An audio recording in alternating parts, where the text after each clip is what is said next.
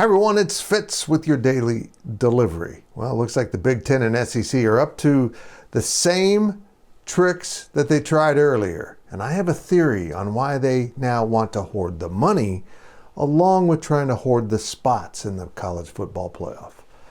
First, a reminder, please subscribe to this YouTube channel. Hit the thumbs up, leave those comments, you know the good stuff.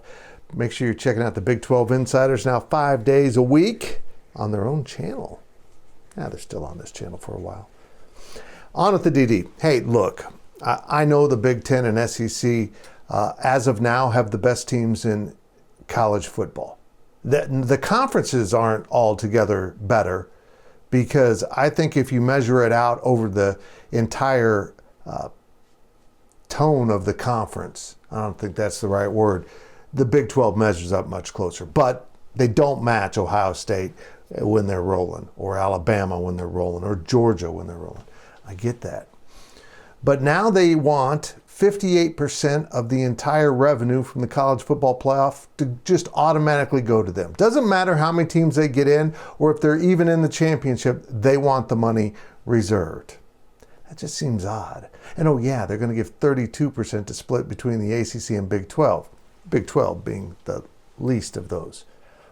I don't understand this at all. I mean, if you're so dominant, why don't you just dominate the playoff on the field?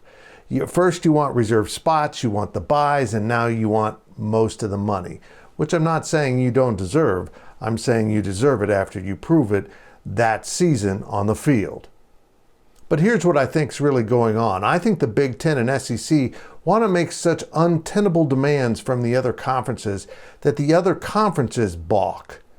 And they can blame the other conferences for blowing up the college football playoff, for not going along with them because they dominated.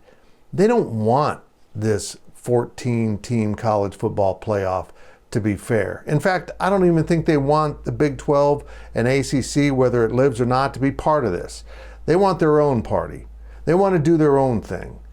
And if they can get the Big 12 to go along and help blow up things by saying, no, we don't want this, then they have their scapegoat. This is all politics. It's greed and politics.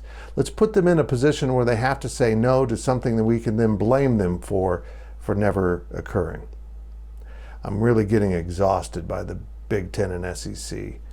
Their fear that they can't actually dominate college football into the future without tipping the scales is pretty obvious, and it's kind of sickening. But I'll stick by this.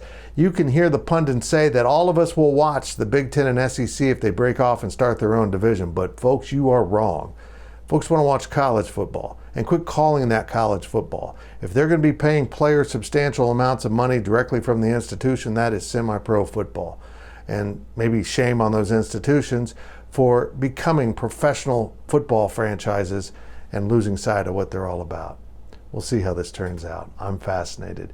And we discussed on Friday's edition of the Big 12 Insiders how expansion by those two conferences could impact the Big 12. Will they come to the Big 12 next and try to destroy it? I don't put it past them. Go watch the episode.